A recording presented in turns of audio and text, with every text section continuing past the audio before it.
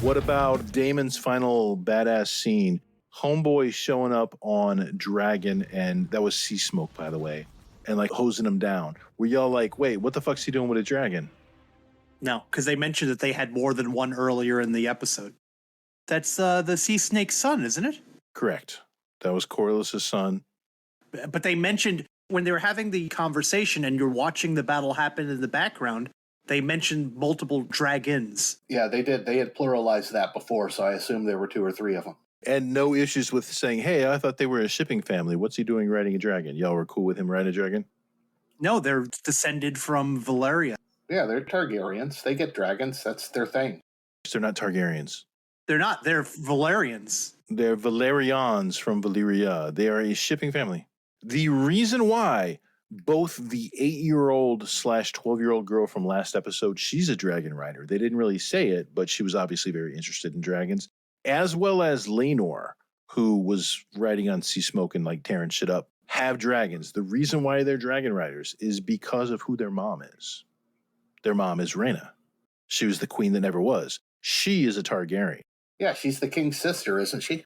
She was a dragon rider, and thus her children had dragon eggs placed in their cradles when they were babies, and that's why they're dragon riders. So just pointing that out.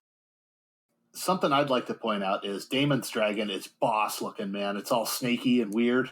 They call him the Bloodworm, and specifically in the books, they talked about how he looked kind of unusual with that long-ass neck, and they actually make him sound like he's all like he has COVID or whatever. He's like all coughing and hacking sometimes. Well, his back legs are very different, too. He's very much like a Asian dragon. Yeah, he's like a worm. He's a worm.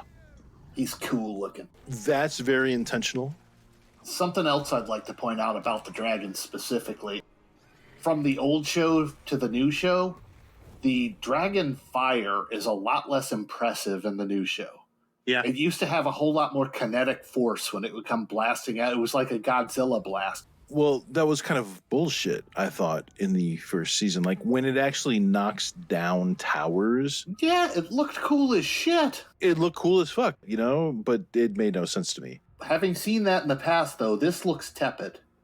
I mean, I don't want to get hit by dragon fire any more than anyone else does, but it looks kind of weak compared to the bullshit they pulled off. Compared to how it used to look. It used to be this massive blast that you're afraid of, and you want to get out of the way of that shit. And we've seen Harrenhal. We know that Dragonfire can destroy a... Harrenhal. So I said. Yeah, I heard Harrenhal. I heard like some kind of Boston accent weirdness. Whatever. That's what the locals call it. In Game of Thrones, it was selectively kinetic. It was selectively forceful. Sometimes it would burn things. Sometimes it would punch holes in towers. That was bullshit. It made no sense to me. Even though it looked cool, it looked really cool. That's not how Dragonfire works. For something that's a huge visual effect, though, looking cool is the single most important objective. If that was the case, I'd love Fast and Furious movies. This is the second time in a row that Rob has secretly, tacitly admitted to being a Fast and Furious fan. Although he's never seen one. He doesn't know it yet. It's about the family. It's in his soul. See, he knows. He knows. All about family. He knows. So the fact that they've toned down the bullshit of Dragonfire to just what it should be, I don't mind that at all. It looks like you could deflect it with a sturdy umbrella. Did you not see Dragon Slayer where Chris McNichol was able to hide behind his shield? That was because it was made out of dragon scales. It was made of actual dragon scales. I mean, come on. That was a plot point. Well, here's the thing. If you go back to Game of Thrones with the kinetic sledgehammer of Dragonfire, which makes absolutely no physics sense at all, it would have knocked fucking little Galen Bradwarden off his ass, whether he had a dragon scale shield or not. Magic shield. That's also a different world. That's true. But if they toned it down back to realistic physics, I mean, we're talking about fucking flying lizards that are like tons, so physics is a silly word to use. But if they've toned it down a little bit, then I'm cool. Because I would eye roll in Game of Thrones. I'd be like, damn, that looks cool. Wait, what? That's fucking stupid. It doesn't matter because dragons are magic. They say that. They even said that like Dragonstone was raised because of like the magic of dragons and stuff.